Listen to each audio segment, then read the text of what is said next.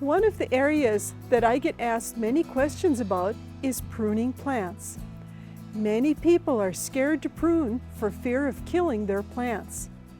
Now, those of you who are regular viewers of Prairie Yard and Garden may remember that my husband Tom and I have some discussions when it comes to plants in our yard and their care, especially pruning. I'm Mary Holm, and come along as we all learn how and when to prune our shrubs to keep them looking their very best. Funding for Prairie Yard and Garden is provided by Heartland Motor Company, providing service to Minnesota and the Dakotas for over 30 years in the heart of truck country. Heartland Motor Company, we have your best interest at heart. Farmers Mutual Telephone Company and Federated Telephone Cooperative, proud to be powering Acera, pioneers in bringing state-of-the-art technology to our rural communities. Mark and Margaret Yakel-Julien in honor of Shalom Hill Farm, a nonprofit rural education retreat center in a beautiful prairie setting near Windham, Minnesota. And by friends of Prairie Yard and Garden, a community of supporters like you who engage in the long-term growth of the series. To become a friend of Prairie Yard and Garden, visit pioneer.org/PYG.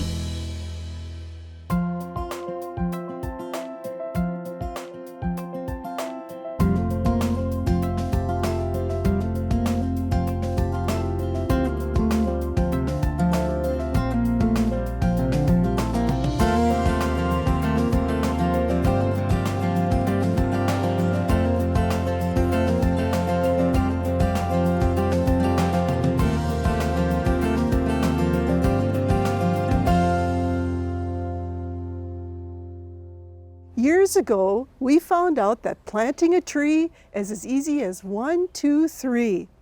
Then we found out 4, 5, 6, how to care for trees so we don't have to pick up dead sticks.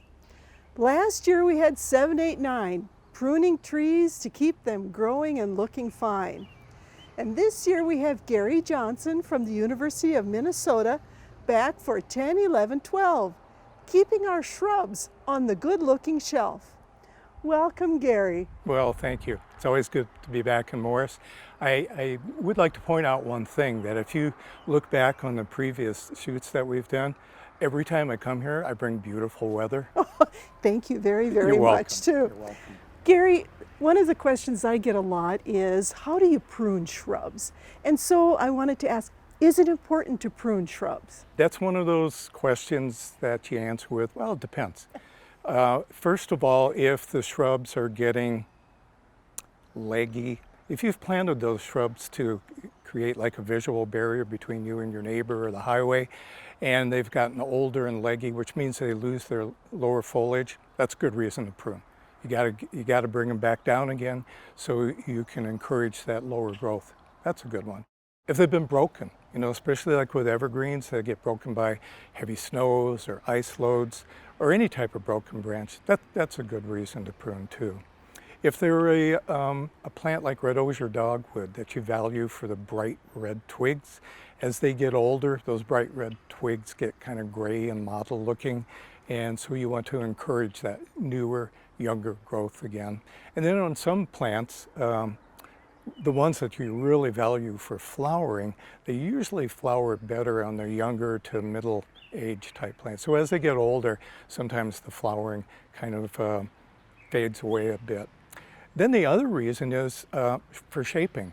And there's a term called topiary, and I think everyone thinks that, oh, that's for fancy gardens or European gardens. It's like, no, when people shear their hedges, whether they're round or squared off, that's topiary.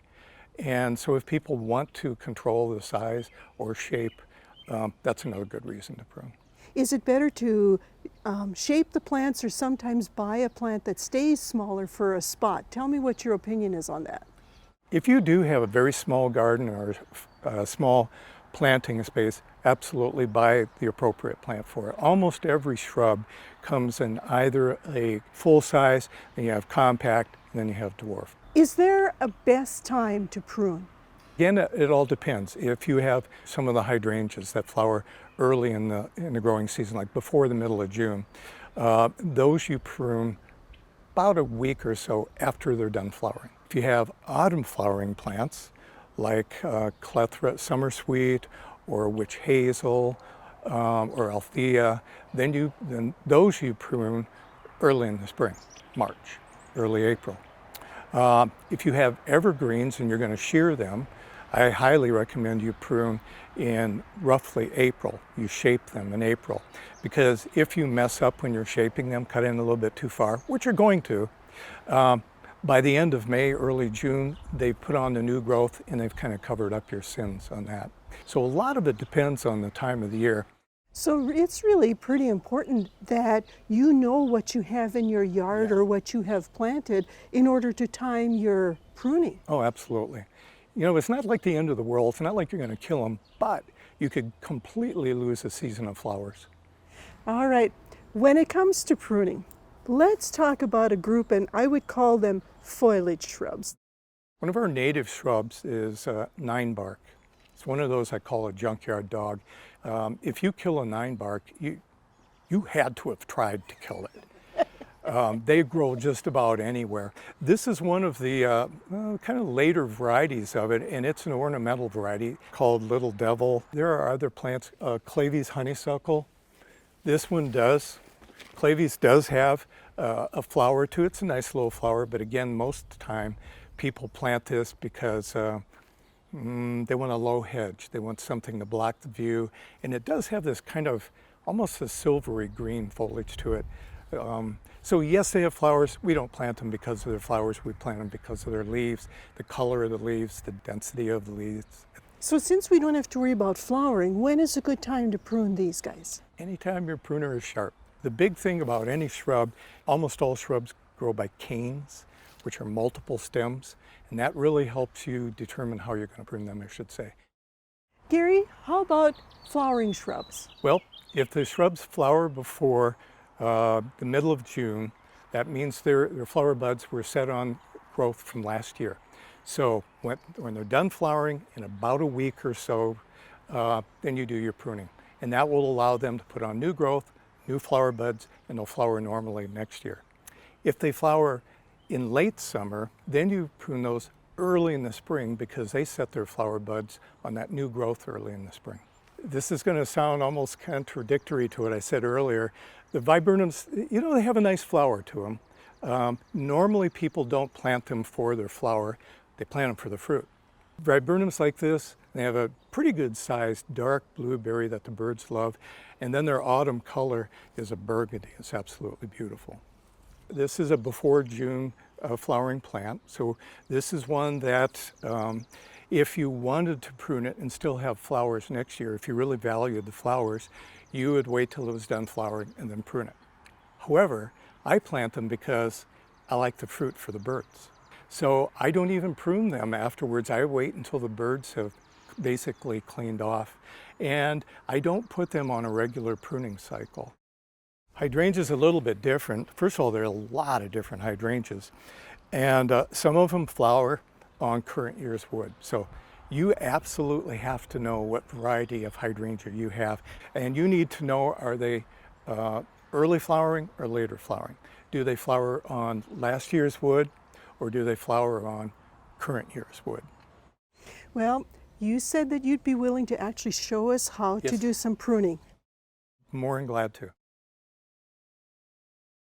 A really good rule of thumb on pruning hydrangeas is if you don't know what kind of hydrangea you have, don't prune it. Unless it's getting really too leggy or too big, or you have dead wood. So one of the things you can do safely without, you know, oh, am I going to ruin this? Am I going to ruin flowers? No, you never get flowers off dead wood.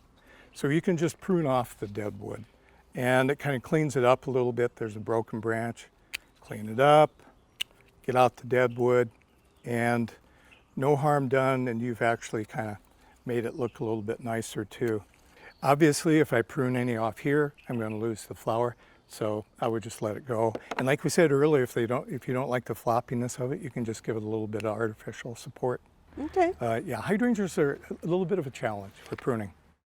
I'm going to go back to this viburnum, and there's another type of pruning, and it's called renewal pruning. On renewal pruning, we use this a lot on lilacs, old forsythia, old honeysuckle, old red osier dogwood, and we go in and we remove the canes that are thicker, older, and they're blocking out sunlight to the base of the plant. So in this one, even though it's a fairly young plant, I have to demonstrate on something. I'm going to prune these back. I'm going to pick out one or two of the older canes, and I'm going to prune them right back almost as close as I can to the ground. And that's good enough. Now what's going to happen on these, two things happen. One is you have really good sunlight now penetrating down here.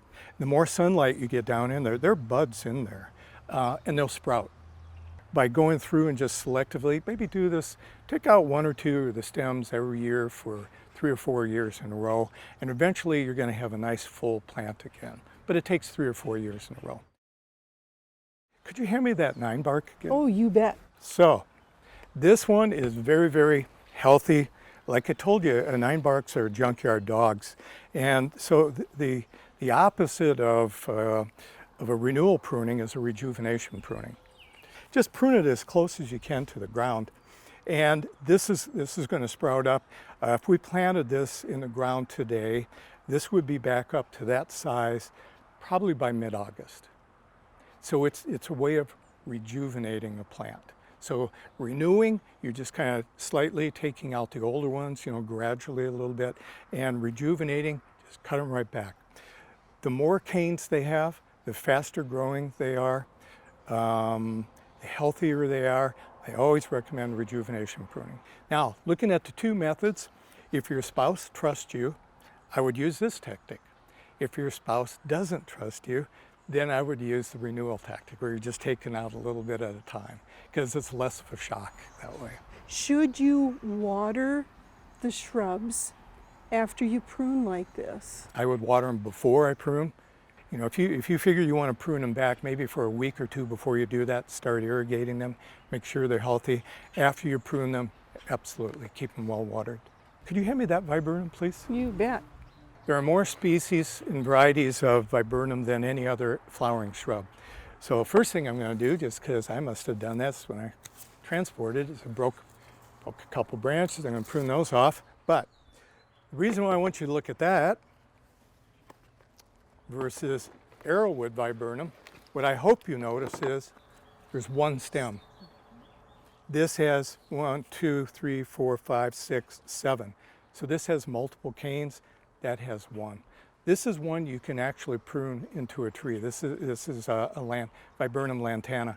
You can actually prune this into a tree if you want to, because it grows so well single-stemmed. But that's also how you normally prune it too. It's like, all right, if I cut it back to the ground, holy buckets, that could be quite a shock on this, on a single-stemmed one. Maybe what I'll do on this one, instead of renewal or rejuvenation, I'm going to do a little bit of thinning pruning. So in this one, I'm just going to give it a little bit of shape and keep the central part, as the main leader, and just kind of shape it a little bit, just because I want to. I don't need to.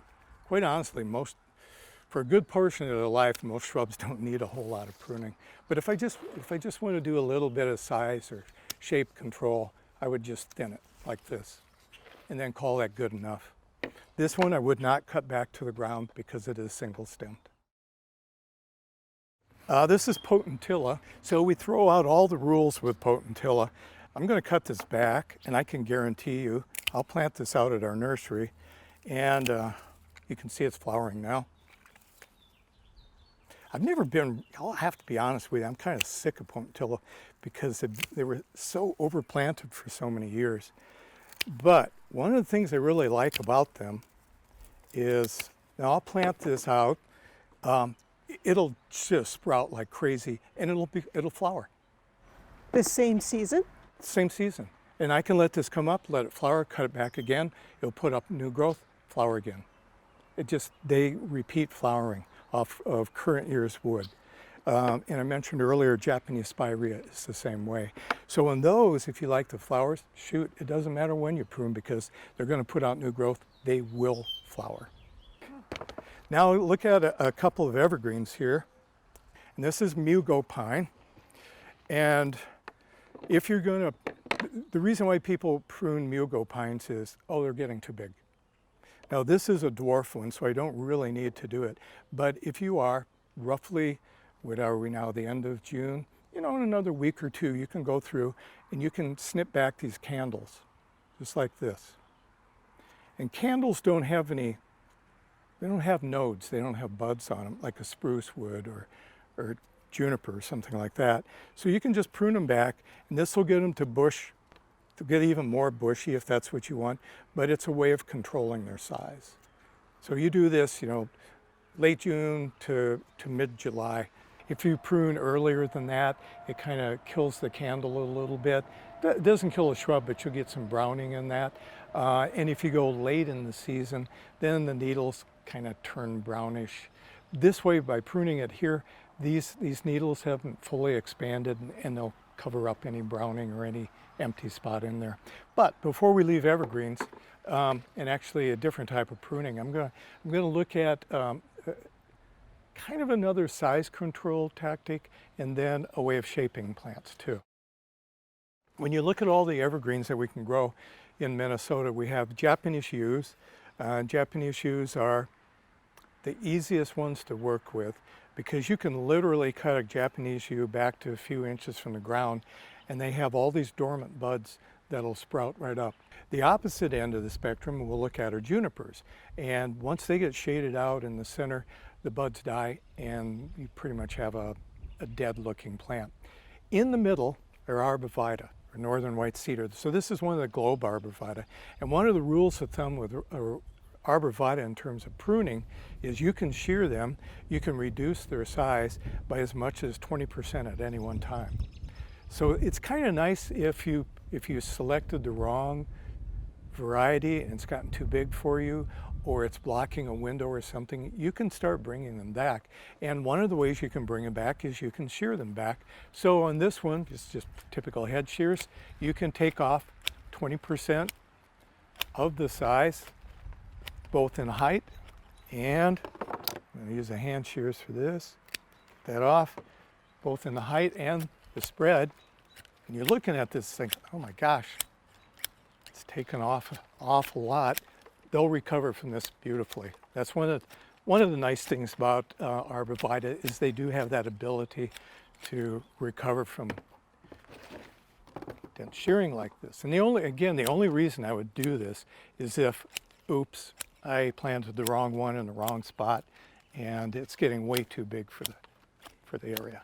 So once I do this though, one of the keys to keeping an evergreen really nice and healthy is making sure that enough sunlight gets down in there so those interior buds and interior foliage stays nice and green. So once I reduce the size like this, then I just kind of randomly go through and open up little pockets of sunlight. You can do this again next year. It's going to grow back more, and you can bring it right back down to the size again next year. Again, with junipers, this is a variety of Chinese juniper, which is the most common landscape juniper. And people like to shape these too. So they'll shape them into, mounds, or square them off, or put them in hedges, there's nothing at all wrong with doing that. And you can do it with the shears, or you can do it with your hand pruners. Start it off, and then you say, okay, now I want it to be a little bit more rounded, so I'll kind of finish it off. And there's really nothing wrong with doing this. The problem is, each year when you do this, it develops this green crust, and it gets thicker and thicker and thicker foliage, and the interior foliage, the interior branches, buds, they die. Turn brown and then die. So the trick to being able to reshape a juniper or keep it smaller is once you shear it or prune it back is again, you go through, you open it up so you get plenty of sunlight penetrating all the way into the center of that. And this way you can shear, you can have topiary junipers for a long, long, healthy life because you're allowing more sunlight to reach into the center, and that'll green up from the center then too. So this is the last one, deciduous. We're back to the Claves honeysuckle. And again, we can go a little bit of topiary on this. If we want to plant these and trim it into a hedge. So this is approximately the height of the hedge that I would like to keep it at. The whole thing about hedge pruning is, again, sunlight, and the base of the plant should always be broader than the top part. So you never square it off straight up or round it straight up, because what will happen is you don't get enough sunlight to the lower branches, and then the leaves, the buds die, and it gets leggy, and then what are you going to have to do? You're going to have to cut it all the way back to the ground, start over again. So I'll give it a little bit of a shaping. This will be kind of a rounded hedge shape. Just imagine a whole bunch of these in a row. This is a good healthy shape now for it. And again, the last thing I'll do is just go through again, doing a little bit of selective pruning to open up sunlight in there. It's all started off now. It's got a little bit of a shape to it. It's got plenty of sunlight penetrating in there, so it'll keep the foliage good and healthy. And we're good to go. Gary, as long as you're here, I have a couple of plants that need pruning. Would you help? Absolutely. Let's go do it.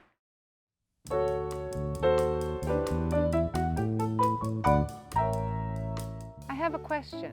How can I tell when apples are ripe for picking? Well, I think the thing that we look at as apple researchers is something that a consumer may not think about always. So for most people, they would consider the redness of the apple to determine the ripeness. But in fact, the redness is actually a fairly poor measure of ripeness.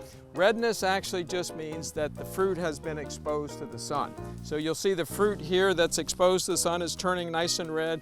You see the fruit inside is not so red. So there's really not that much difference in maturity, but appearance-wise there is. So when we are trying to determine the ripeness of an apple, what we look for is the background color of an apple. And the background color is basically the part of the fruit that's not red. And so sometimes you'll have to turn the fruit around. Some fruit will be 99% red, and it's hard to find that background color. But when you do find that background color, what you'd like to see is more of a yellowish green. And in fact, the more yellow, the more ripe it is. Now let me just give you an example of an apple here. This is a variety called Paula Red that's grown throughout the upper Midwest. This turns red probably 3 to 4 weeks before it's actually mature.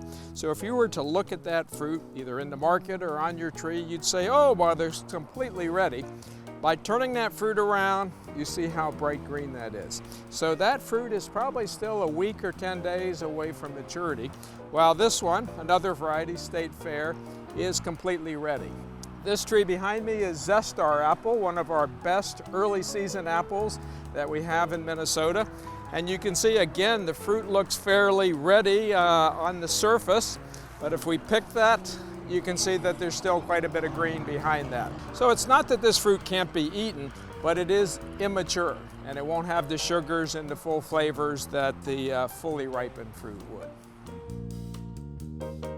Ask the Arboretum Experts has been brought to you by the Minnesota Landscape Arboretum in Chaska, dedicated to enriching lives through the appreciation and knowledge of plants. Gary, here is a potentilla that needs some help. Yep. Well, there is some dead wood in there. It needs to come out. It's a little rangy looking. I would recommend that I rejuvenate it. Basically cut it back to the ground. Do you trust me? Oh, absolutely. Go for it. Okay, good. Most of the time when I'm rejuvenating, I like using these long-handled loppers, mostly because I don't like bending. And this allows me to get right down in there. Start pulling it out.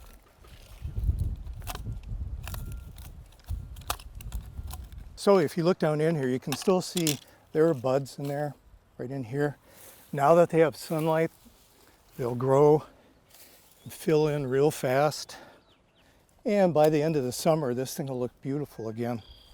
And it'll be flowering again too, because they flower on current year wood.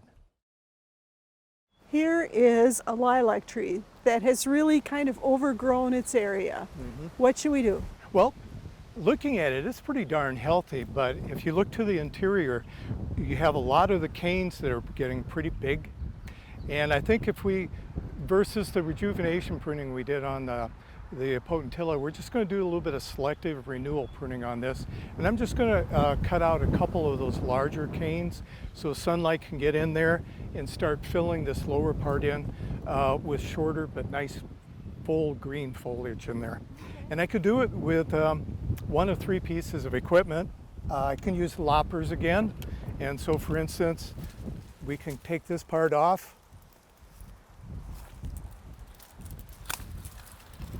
We've opened up some sunlight there. Thank you.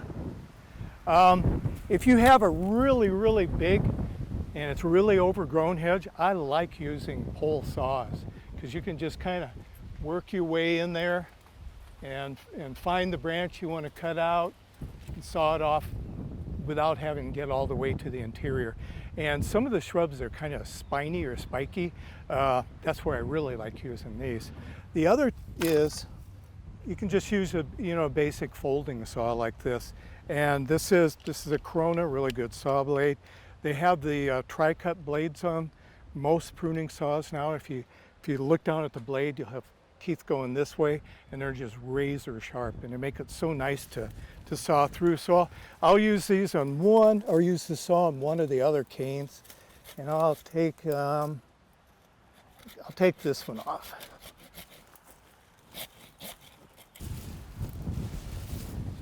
So that's opened up. That's opened up lots of light in there now, and so those lower, there's tons of buds in there, and small leaves, branches. So those will green up faster and grow fast and fill that in. This is what I call pruning that's more acceptable to spouses, because you're only taking off a little bit each year, a little bit at a time, and it just slowly renews the plant versus cutting it all the way back.